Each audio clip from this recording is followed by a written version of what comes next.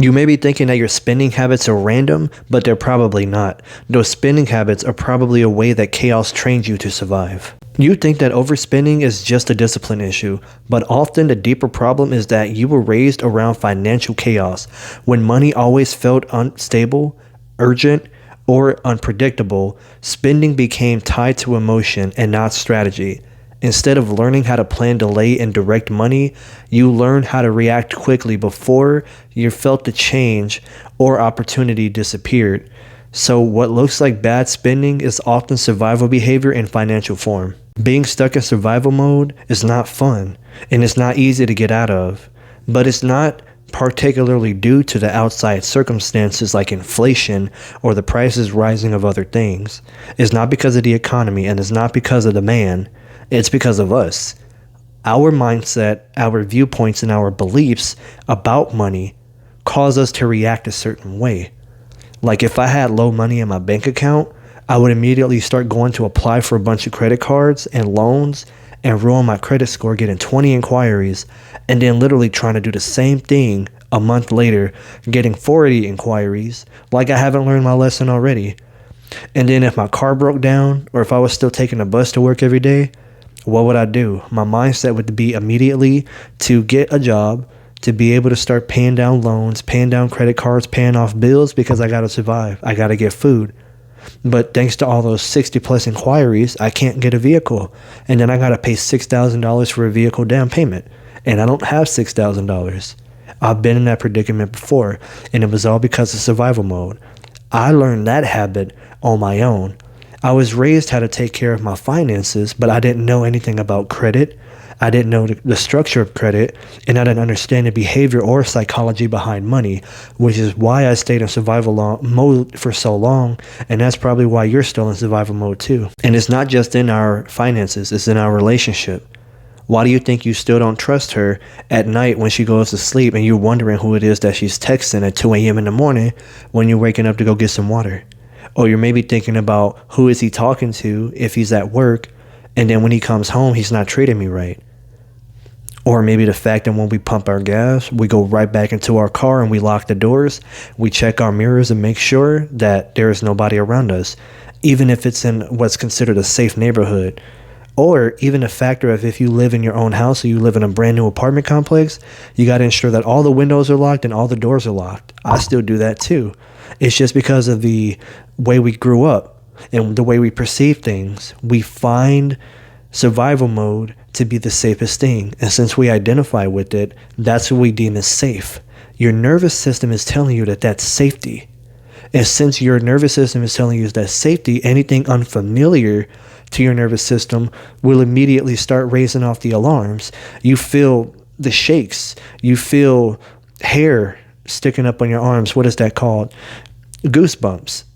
When you feel that, that's right there is a sign from your nervous system telling you that something's happening. Something's different, and I don't like this. When chaos teaches you how to relate to money, urgency starts to feel normal. A person begins to spend fast, justify purchases emotionally, and struggle long term. Planning because your mind has been trained to handle pressure, not peace.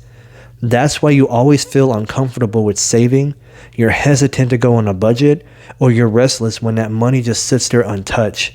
That stability feels unfamiliar because your nervous system learned to expect disruption, not order. And as I mentioned earlier, is by our upbringing and then what we allow to believe based on the outside influences. Now, this is where the external factors come in.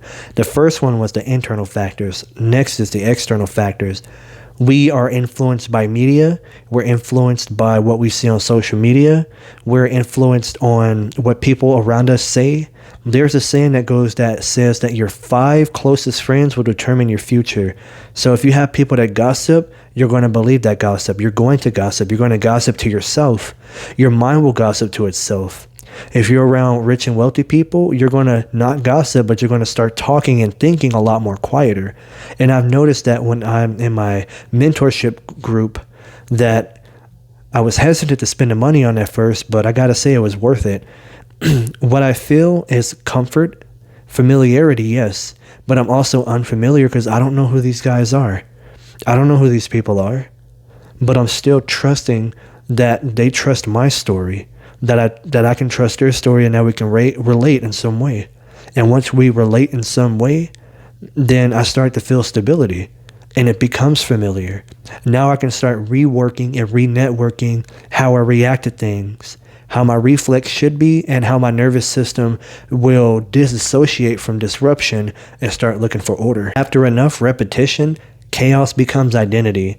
When you start seeing yourself as impulsive, inconsistent, financially weak, or always behind, essentially saying if you feel like complacency come, then your identity settles in. Intentional spending can feel unnatural and structure can feel restrictive. That's why you don't want to be in that calm, kind relationship. And she's nice and calm. She's not like other ladies. She's a homebody, but you don't want her. He's kind. He's collective.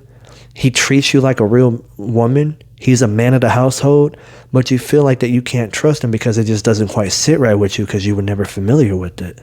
So you can say that you want peace with your finances, with your relationship, with your mindset. But even in your finances, if you keep repeating that same chaos, then it's going to be matched with instability that you're used to. You're not only repeating that behavior, but you're repeating a money identity built in confusion. In a real world scenario, you could get stressed, uneasy, or overwhelmed, and spending something quickly makes you feel more in control for a moment because you know where that money went. You felt like it was intentional, even though you just bought that $50 toy that you didn't need, that $50 video game, whatever you do, maybe an action figure. On the surface, it looks like poor money management, but underneath is really chaos trying to feel safe. It's trying to survive in that unmanageable habit. It's like when someone is raised in constant noise, feeling uncomfortable in silence, because peace can feel unfamiliar when disorder was normal for a long time. And this is what people miss. Some habits are not built from greed. They're built from instability. What chaos teaches, stewardship must teach. And here's the hidden lie that we tell ourselves. Fast action makes me safe. But when that belief leads your money decisions, you end up trusting urgency more than wisdom. You don't choose where your money's going to go. It just goes right down the drain. And that leads to financial chaos. Financial chaos conditions people to believe that relief no matter more than order later. Financial chaos conditions people to believe that relief now matters more than order later. Over time, that becomes emotionally familiar. And what becomes familiar for too long enough starts to feel like identity. You start associating with it.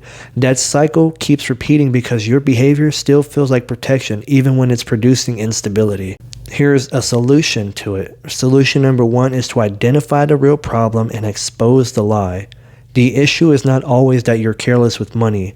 The issue may be chaos taught you to treat money like it was never secure enough to plan. The hidden lie in that is that if I do not act now, I will miss out, lose control, and stay uncomfortable. Once you name that lie, you stop treating the pattern like your personality and start seeing it as something that you learned. The second step is to understand the cycle and the root cause. Financial chaos often creates this pattern. Stress or discomfort shows up. Your mind looks for relief or control. Money becomes the tool. The purchase brings a short emotional payoff, and the cycle reinforces itself. This is why awareness matters. When you see that your spending has been serving relief and not wisdom, you can stop shaming yourself and start interrupting that pattern at the source. This is what we call uprooting the stronghold in the Bible. God always tells his people from time to time throughout the generations to take up the strongholds, to destroy the poles and the altars that your fathers have made and make the altar unto me. It's because we're supposed to remove those things that remind us or that keep us bound to that specific thing, the very thing that we worship, and we don't realize it. And then once that stronghold and that mantle is completely destroyed, then we can start handling the habits, because that visual, that mind, what we're looking at, that visual roadblock will be removed. And once it's removed, then we can focus on the path ahead and continue forward. The third step and the third final step is to build a system that creates safety without letting emotions stay in charge. The third step to overcome it is to build a system that creates safety without letting emotions stay in charge. You have to create categories for bills, essentials, savings, and spending. What you can do, I'm not giving this as financial advice, but have one account for savings, one account for your investments, and then one account for other bills. And then you can also have physical money, physical currency, whoever uses physical currency anymore, to go out and have fun throughout the week. I have one account for my big chunk bills. This can be rent, car payments, the car insurance, or anything else. My mid-tier bills between $100 to $50. And this could be like gym costs, like the gym membership and gas, whatever other essentials that I have coming out of that account. And the last one will be for fun. So this is where I have my intentional spending, what I plan on having fun with. So that can be $45 to $50 a month or every 2 weeks, depending on how I'm budgeting. And then what I'm going to do is I'm going to use that money to either go out to eat, or I can go for a walk. I can go travel, not too far though, but wherever I can go, and whatever the money dictates what I can do.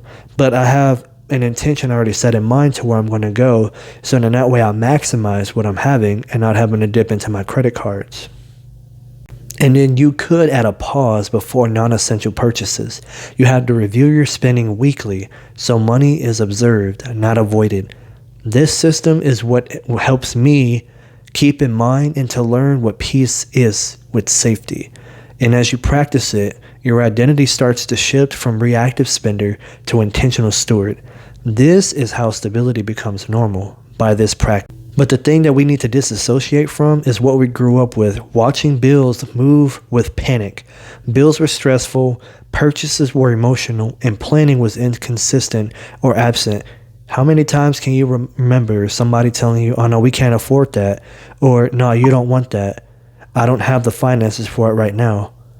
I can remember plenty of times where I wanted something, but I didn't have the money to get it.